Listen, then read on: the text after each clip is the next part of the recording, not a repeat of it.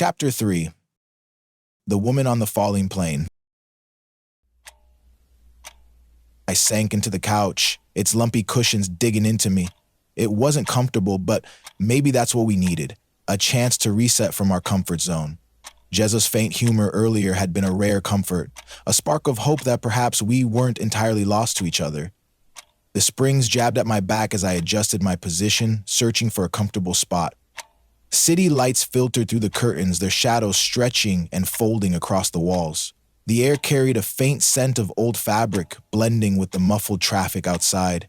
The argument replayed in my head, unresolved with fears I couldn't voice. It felt impossible to fall asleep tonight. Not on this couch, not under the weight of it all. The sleep and I had always been uneasy companions. As a child, I'd lie awake for hours, the bed feeling vast in the darkness. The faint murmur of my parents' voices in the next room heightened my isolation. Max always was a comfort whenever the night got too much. He'd sense my restlessness before I even called for him, padding quietly into my room and curling up beside me. His warm fur against my arm was a steady reminder that I wasn't alone. On the worst nights, he'd nudge me with his nose until I laughed, breaking the spell of fear that kept me awake. It was as if he knew just how to make the night less overwhelming, his quiet presence enough to calm my racing thoughts.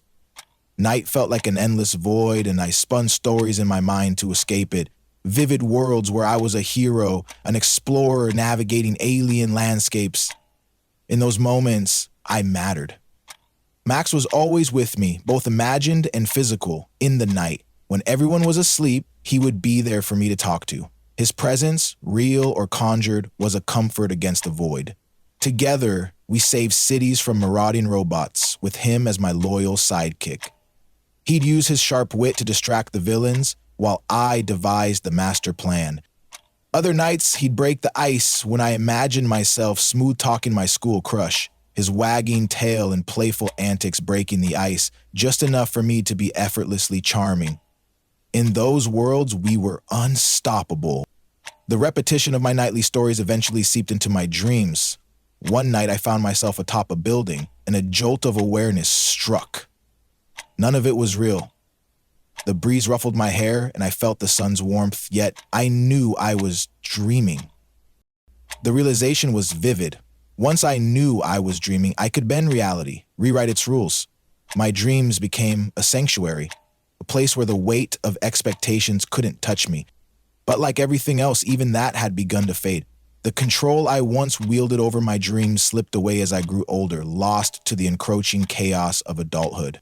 I closed my eyes now, hoping to reclaim that magic, but the couch's discomfort and the ache in my chest anchored me to reality. I drifted in and out of a haze, caught between wakefulness and sleep where reality blurred. Eventually, I must have fallen asleep. I found myself sitting on an airplane. The cabin was dim, the steady hum of engines vibrating through the floor. The plane had a vintage feel, like something from the 1940s. Overhead compartments were simple, rudimentary, and the leather seats showed years of wear. The faint smell of aged metal hung in the air. It felt too real to be a dream, but I wasn't in control. A strange woman caught my eye. She sat a few rows ahead. Her pale skin glowed against her dark, flowing dress. Blonde curls framed piercing blue eyes that locked onto me. She seemed timeless, as though she didn't belong to a single era. The lace of her dress shimmered faintly, defying the plane's dated interior. Something about her was familiar, tugging at the edges of my memory, but I couldn't place it. While the other passengers shifted and murmured, she sat completely still. Her gaze locked on me. I couldn't recall seeing her blink even once. She seemed to know something the rest of us didn't. The cabin light above my seat flickered, a familiar omen that made my stomach tighten. The plane jolted violently. I felt the gut-wrenching sensation of free fall. It was plummeting, spiraling out of control.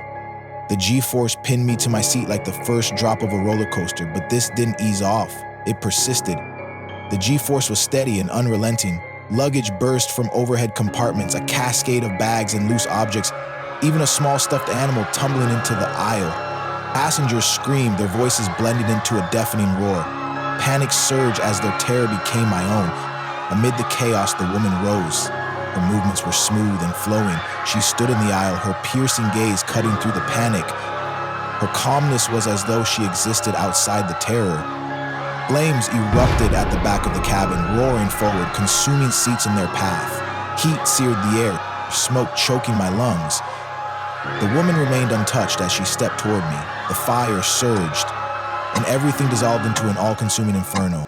I jolted awake, grabbing my feet in pain. The sensation so intense it felt like they were on fire. I quickly inspected them. Nothing. No burns, no marks, just a lingering phantom ache. The dim room reasserted itself, shadows twisting in the faint light filtering through the curtains. Shock coursed through me. How was this possible?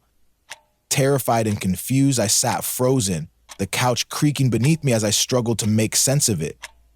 The vision I dismissed at the park came rushing back. Her face haunted me, those piercing eyes and that strange, knowing calm etched into my mind. It wasn't just a dream. It felt deliberate, with a meaning I couldn't grasp. I leaned back against the couch, Jez's absence looming. Her closed door down the hall was a quiet reminder of the distance between us. The night stretched on, the quiet oppressive. I lay back down, my thoughts circling endlessly, scavenging for meaning in the chaos, and I tried in vain to banish her image from my mind.